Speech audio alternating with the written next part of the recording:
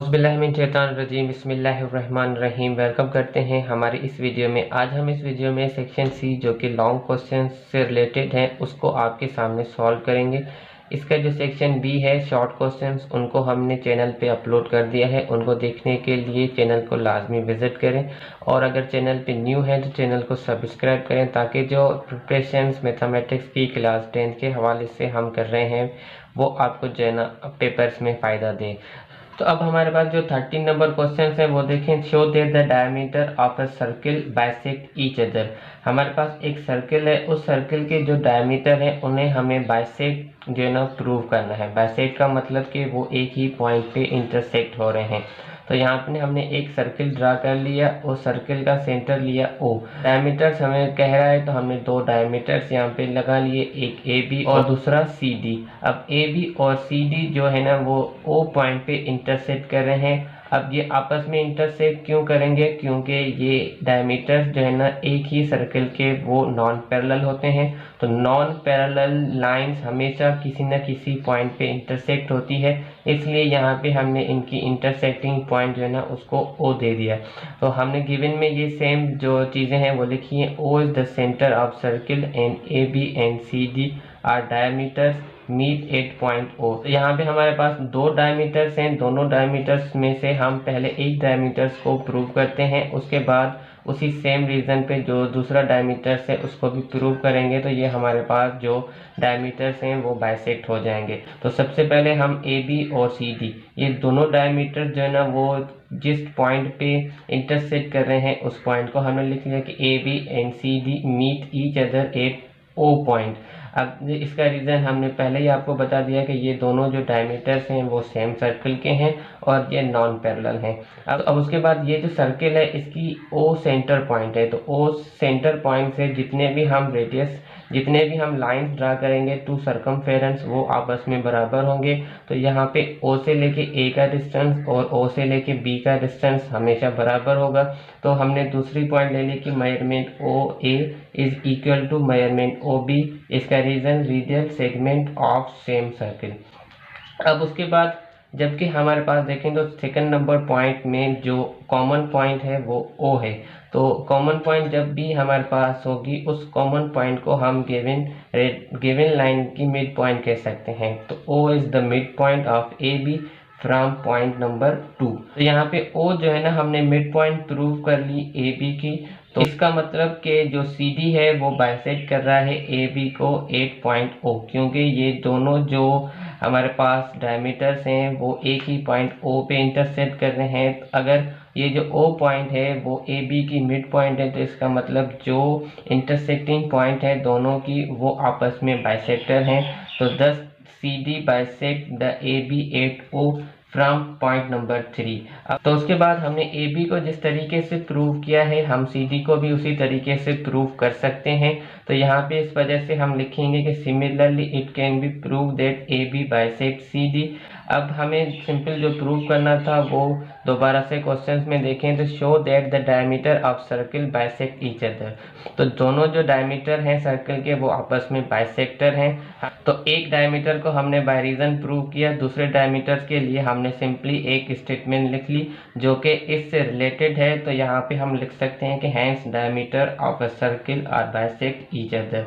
तो जब भी हमें किसी भी लाइंस को या किसी भी पॉइंट को बाइसेक्ट प्रूव करना हो तो उनमें से हम उनकी जो इंटरसेक्टिंग पॉइंट है उसको हमें मिड पॉइंट शो करना है। देन हमारे पास जो वो मिड पॉइंट होगी उस पे वो दोनों लाइंस या दोनों डायमीटर्स जो है ना बाइसेक्ट हो जाएंगे। तो अब 13 का जो बी पार्ट है उसको देखें। Find the distance between the two parallel chords of the length alpha and beta in a circle of radius r for the following given values of alpha beta and r। हमारे पास इस question में दो parts हैं, दोनों parts में हमें alpha beta और are मतलब रेडियस गिवन है। हमें इन अल्फ़ा बीटा और रेडियस की हेल्प से जो ए बी और जो पी क्यू ये दो पैरेलल कॉर्ड्स हैं इनके दरमियान ये जो सी से लेके डी तक हमारे पास डिस्टेंस है हमें इसको मालूम करना है। तो चलें स्टार्ट करते हैं हम किस तरीके से इसको मालूम करेंगे। तो सबसे पहले हमने two parallel chords A B और पी की जो है ना उनको सर्कल में 8 सेंटर ओ पे ड्रा किया है, जिसका रेडियस हमने लिया है आर, जो कि हमारे पास फिगर में आपको नज़र आ रहा है। अब उसके बाद इसमें जो सी डी है, जो हमें डिस्टेंस मिला हुआ है दो पैरेलल कॉर्ड्स के दरमियान, उसको हमें फाइंड करना है। तो हम देखिए मेजरमेंट ऑफ सी डी किस तरीके से फाइंड करते हैं। तो स्टार्टिंग में हम सी ओ बी इस ट्रायंगल की मदद से सी ओ की मेजरमेंट मालूम करेंगे और उसके बाद फिर डी ओ क्यू ट्रायंगल की मदद से हम ओ डी की मेजरमेंट मालूम करेंगे। और जब हम इन दोनों आंसर्स को आपस में प्लस करेंगे तो हमारे पास ये जो सी डी का डिस्टेंस है वो मालूम हो जाएगा, क्योंकि सी डी हमारे पास लाइन इस दो पार्ट्स में ब्रेक हो रही है, एक सी ओ और दूसरा हमारे पास ओ डी। तो सबसे पहले हम सी ओ और ओ डी की मेजरमेंट को मालूम करते हैं। तो पार्ट 1 में हमारे पास देखें तो पहले अल्फ़ा की वैल्यू मिली हुई है, हमने उसको लिख लिया 6 सेंटीमीटर, बीटा की वैल्यू हमें गिवन है 8 सेंटीमीटर और आर की वैल्यू मतलब रेडियस 5 सेंटीमीटर। तो अब जैसा कि ये हमारे पास जो ओ सी बी ट्रायंगल है वो एक राइट एंगल ट्रायंगल है, क्योंकि इसकी एक एंगल 90 की है। तो हम इस पे पाइथागोरस थ्योरम की हेल्प से सॉल्यूशंस को स्टार्ट करेंगे। तो पाइथागोरस थ्योरम हमने लिख लिया h square is equal to P square plus B square. अब यहाँ पे h जो हेपाट्यूनस है वो 90 के सामने होता है, जो कि हमारे पास r है। तो h की वैल्यू हमने r ली, उसका स्क्वायर, उसके बाद परपेंडिकुलर। तो o से लेके जो c का डिस्टेंस है वो हमारे पास परपेंडिकुलर डिस्टेंस है, इसको हमने OC में ले लिया। और उसके बाद बेस, तो C से लेके जो B है ये हमारे पास बेस है, तो इसकी जो वैल्यू है BC उसका हमने स्क्वायर ले लिया। अब सिंपल हमारे पास जो वैल्यूज़ हैं हम उनको इस्तेमाल करें।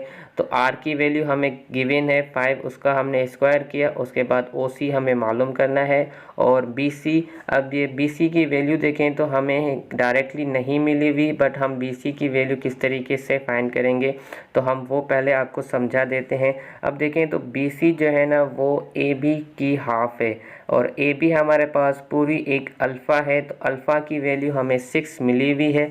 इसका मतलब जब हम 6 का हाफ करेंगे तो हमें जो BC की वैल्यू मिलेगी वो 3। तो यहाँ पे हमने इसका रीज़न भी लिखा हुआ है कि क्यों हमारे पास BC जो है ना वो हाफ ऑफ AB है।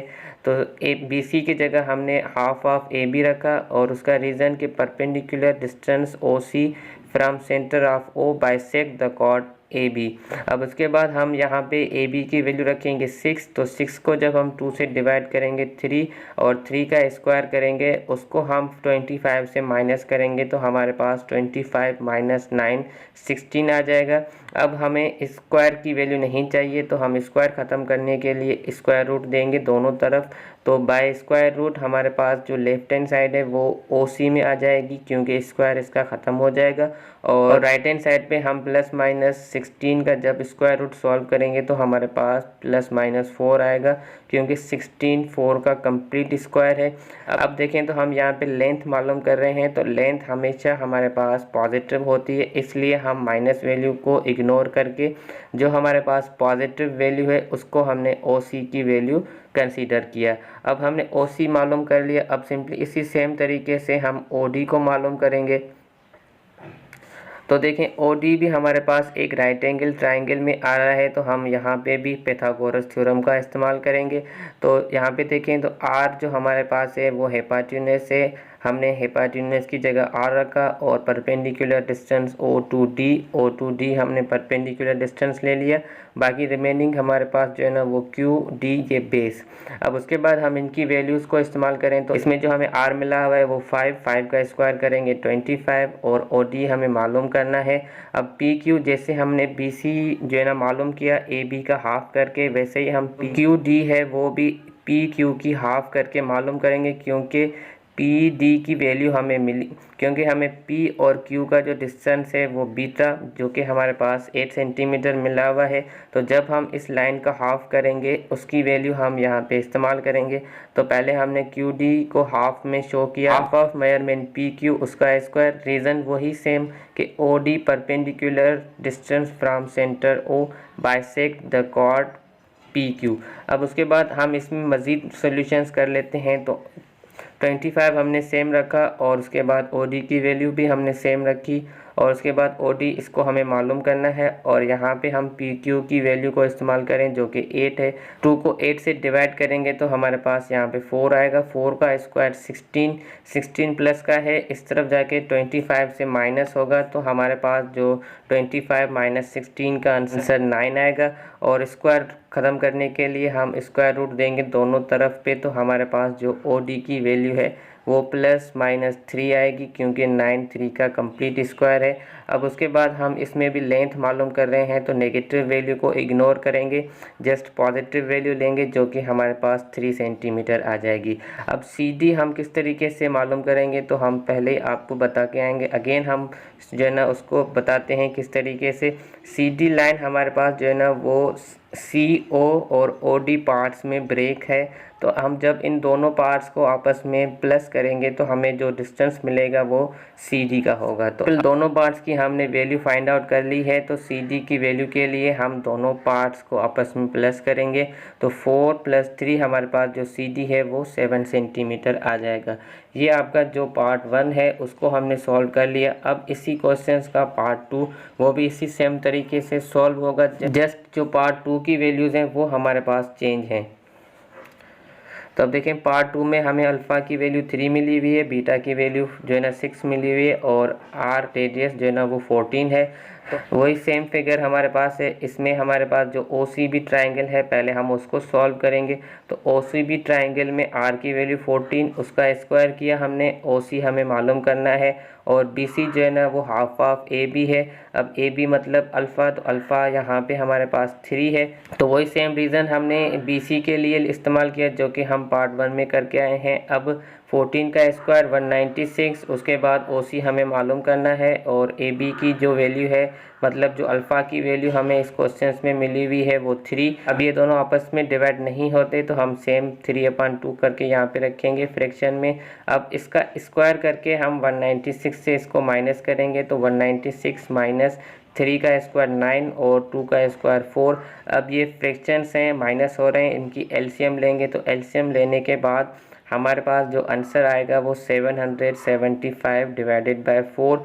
अब देखें तो हमें स्क्वायर ख़त्म करने के लिए स्क्वायर रूट की हेल्प लेनी होती है, तो हम स्क्वायर रूट की जब हेल्प लेंगे तो हमारे पास ये जो 4 है वो इस कंप्लीट स्क्वायर है जो हमारे पास 2 में आ जाएगा और 775 कंप्लीट स्क्वायर नहीं है। जब हम इसको कैलकुलेटर पे या आप इसको फ्रैक्शन के मेथड या आप इसको फैक्टर के मेथड से सॉल्व करेंगे तो आपके पास जो इसका आंसर आएगा वो आएगा 27.839।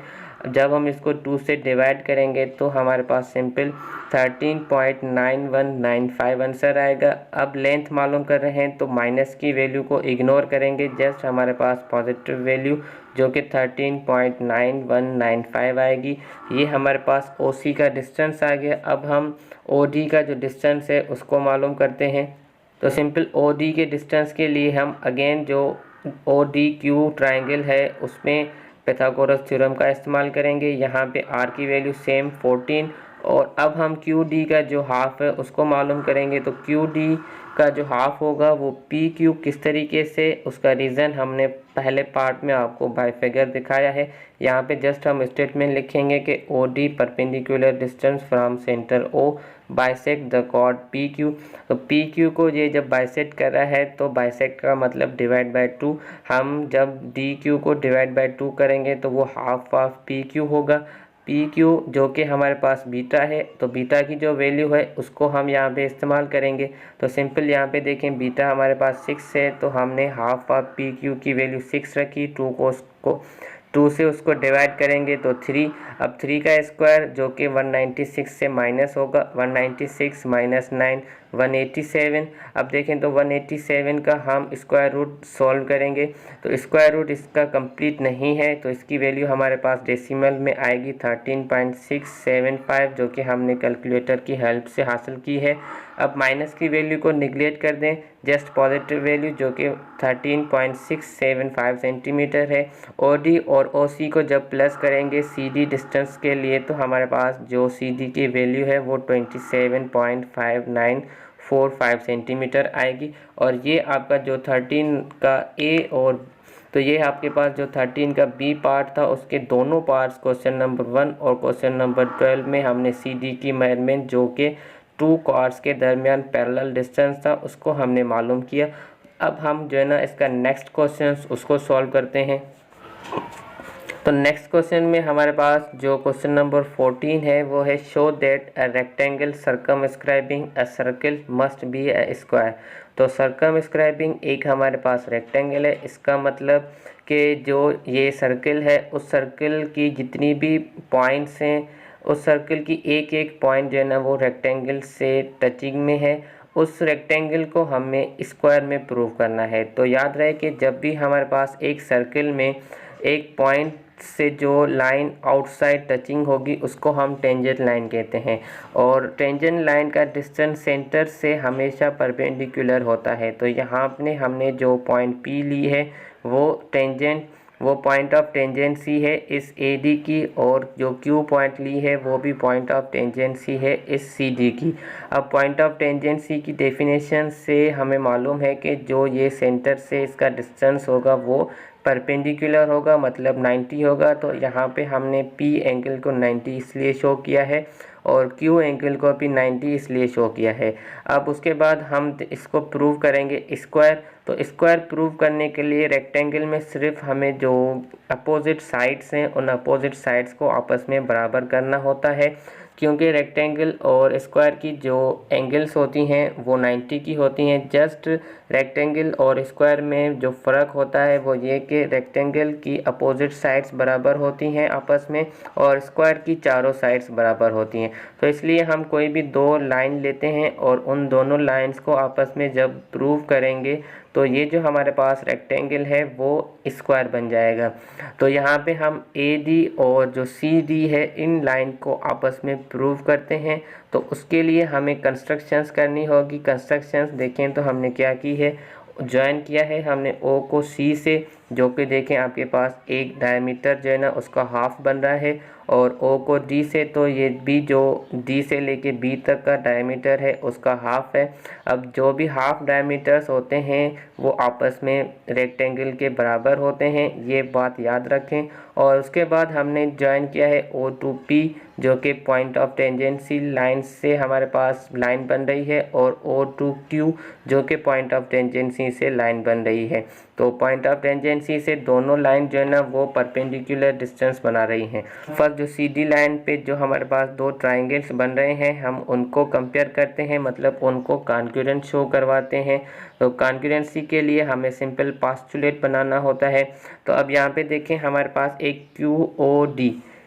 QOD ये ट्रायंगल है और दूसरा QOC।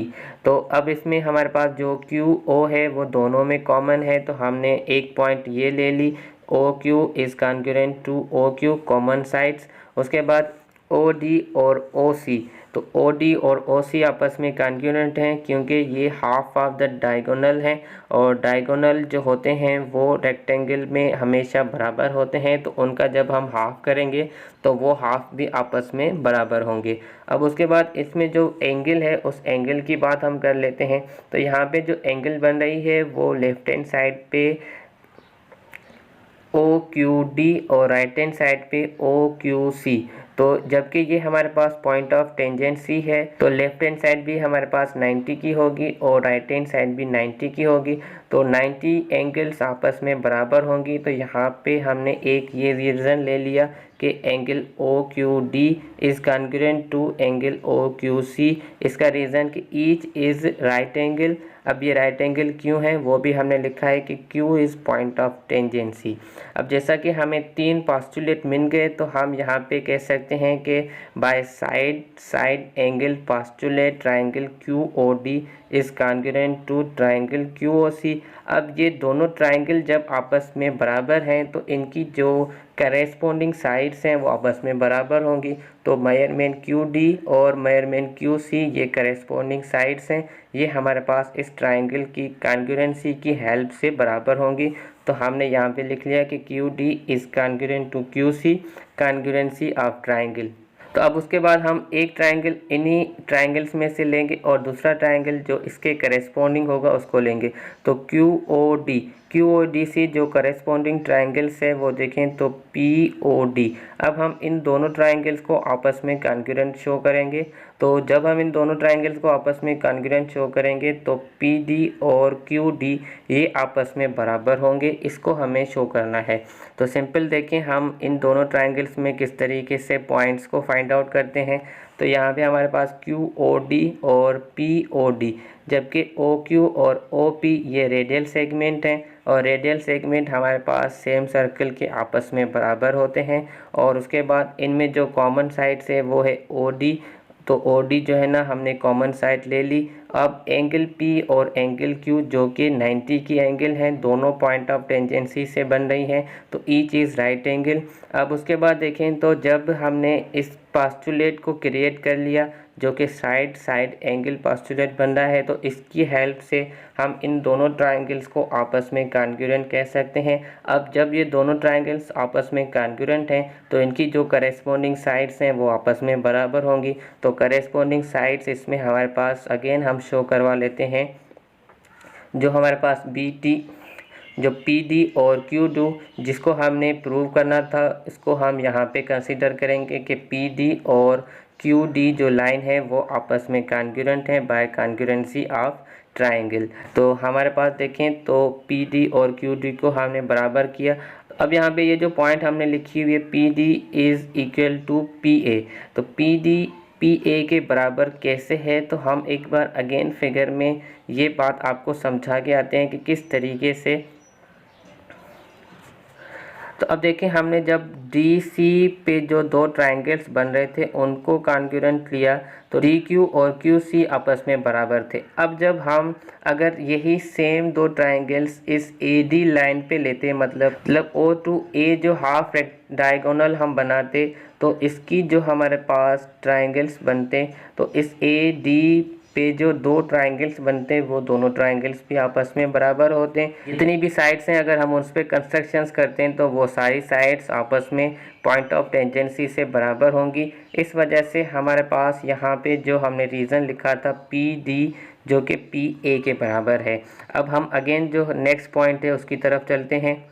तो अब हमने जो कॉन्ग्रुएंसी ऑफ ट्रायंगल से आपस में साइड्स प्रूव की हैं, उन साइड्स को जब प्लस करेंगे तो हमें उनकी जो लार्ज साइड है वो मिलती जाएगी। तो क्यू डी और क्यू सी को जब प्लस करेंगे तो इसमें जो कॉमन पॉइंट है उसको निकाल दें, जो जस्ट सी डी हमारे पास इसमें लाइन बन जाएगी। और जब पी डी और पी ए को हम प्लस करेंगे तो इसमें जो कॉमन पॉइंट है पी उसको हम मिड पॉइंट कंसीडर करते हैं और मिड पॉइंट निकाल देने के बाद जो डी से ए तक का डिस्टेंस होगा वो हमारे पास बराबर होगा। तो इसका मतलब ए डी जो है ना वो मिल जाएगा हमें। तो अब ए डी और सी डी हमने प्रूव कर लिया बाय कॉन्ग्रुएंसी ऑफ ट्रायंगल की प्रॉपर्टी से। तो यहाँ पे हमारे पास ये जो रेक्टेंगल है सर्कमस्क्राइबिंग वो क्या बन जाएगा, A B C D square. तो जस्ट हमें किसी